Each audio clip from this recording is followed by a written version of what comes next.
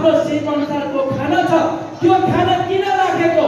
अहिले हाम्रा छोराछोरी नाति नातिनीहरूले मन पराउने पिज्जा, बर्गर, चाउचाउ अनि बिस्कुट, विभिन्न खालका खाद्य कुराहरू अथवा जसलाई जङ्क फुड भन्छौँ, जसलाई कुपोषण भन्छौँ, ती कुपोषित खानाहरूमा हाम्रा छोराछोरी नानीहरू विद्यार्थी भाइ बहिनीहरू उत्साह भइरहेको बेला हाम्रै बुवा बाजेको आमा बुवाको संस्कार अनुसार प्रकृतिमै उत्पादन भएको जस्तै दिमाग जातिहरू यो मोरङमा बस्छन्। दिमाग जातिहरू खोलाको छेउमा पानीको छेउमा बस्ने हुनाले उहाँहरू धान खेती गर्नुहुन्छ।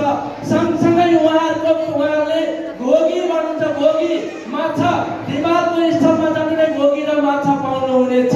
मैले यति जोडे त्यो किन भनिरहेको छु?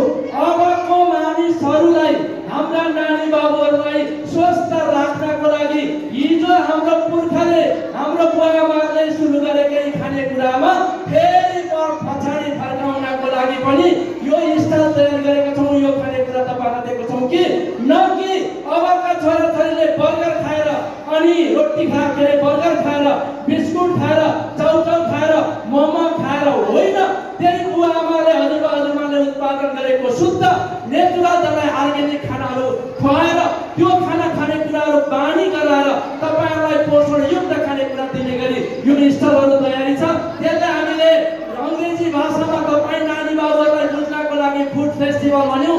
हाम्रो भाषामा खाना महोत्सव हो। 11 जातिको खाना महोत्सव हो। उर्लाबारीमा 13 जातिहरू हुनुहुन्छ। जाति त 17-18 जाति छौँ, तर आदिवासी जनजाति महासङ्घमा दर्ता अहिले हाम्रो कानुनको हिसाबले 59 जना दर्ता छ। अरू 20 जातिहरू दर्ता हुने क्रममा छ। 74-75 अरू आदिवासी जनजाति हुँ भनेर उहाँले दावा गरिरहनु भएको छ। उर्लाबारीमा भएको 11 जाति 13 जातिलाई उहाँहरूको संस्कार संस्कृति उहाँहरूको ज्ञान र सिपलाई प्रवर्धन गर्नको लागि नेपाल सरकारको स्थानीय सरकार उर्लाबारी नगरपालिकाले सहयोग गरिएको छ। किन सहयोग गरिरहेको छ?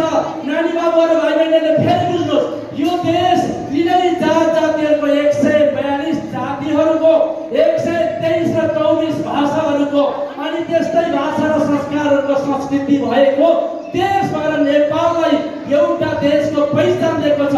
त्यही पहिचानको आधारमा यहाँ स्थापित हुने अनि अघि मैले भनेको यो नगरको उर्लाबारी नगरको मात्र होइन, दमकदेखि बेलबारी नगरपालिकासम्मको सबै मान्छेहरू पहिलो यो गाउँ बनाउने धिमाल जाति हो। पहिलो जाति त्यसैले ती धिमाल जाति जस्तै अरू जातिहरूलाई संरक्षण गर्नुपर्छ।